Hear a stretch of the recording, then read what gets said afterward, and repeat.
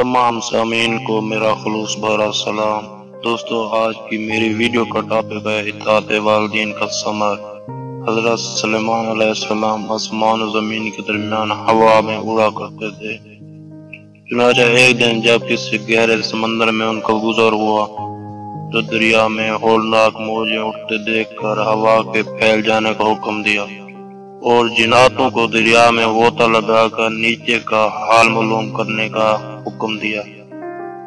جب حضرت سلیمان علیہ السلام کے حکم سے جنوں نے دریا میں غوطہ لگایا تو اس میں موتی کا ایک ایسا چمکدار کعبہ دیکھا جس میں کوئی دروازہ نہ تھا۔ حضرت سلیمان علیہ السلام کو اس کی خبر دی گئی تو انہوں نے اس کعبہ کو سمندر سے لانے کا حکم دیا۔ چنانچہ جنات نے اس کو سمندر سے نکال کر حضرت سلیمان علیہ السلام کے سامنے پیش کیا، جس کو دیکھ کر انہیں بہت تعجب ہوا اور اللہ تعالیٰ سے دعا کی کہ وہ کعبہ شق ہوا، اس کا دروازہ کھل گیا تو حضرت سلیمان علیہ السلام نے دیکھا کہ اس میں ایک نوجوان اللہ تبارک و تعالیٰ کے سامنے سجدہ میں مشغول ہے۔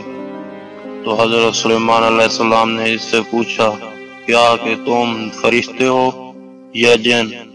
تو اس نوجوان نے جواب دیا کہ میں انسان کی جن سے ہوں، نہ میں فرشتہ ہوں نہ جن۔ اس کے بعد حضرت سلیمان علیہ السلام نے دریافت فرمایا کہ آخر یہ بزرگی و فضیلت تجھے کیسے حاصل ہوئی؟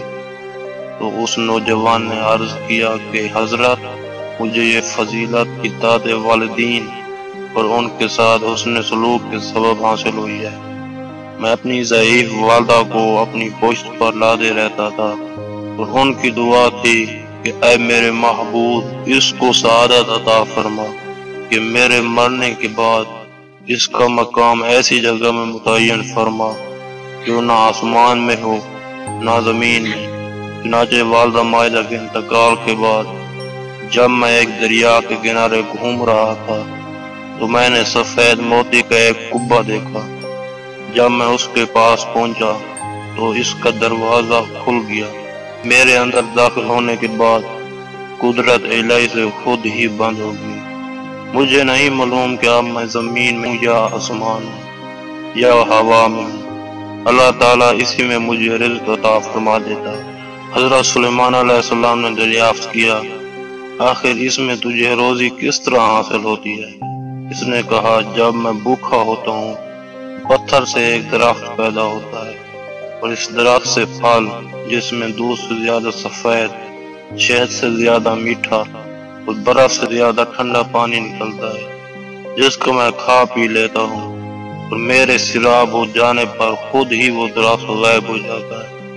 اس کے بعد حضرت سلیمان علیہ السلام نے دریافت فرمایا، آخر تم اس کعبہ میں دن اور رات میں کیسے فرق کرتے ہو؟ تو اس نے جواب دیا کہ جناب، جب صبح صادق طلوع ہوتی ہے تو یہ کعبہ سفید ہو جاتا ہے، غروب آفتاب کے بعد اندھیرا، بس اسی ذریعے سے دن اور رات کو پہچان لیتا ہوں۔ اس کے بعد حضرت سلیمان علیہ السلام کی دعا سے وہ کعبہ دریا کی گہرائی میں اپنے مقام کی طرف لوٹ گیا۔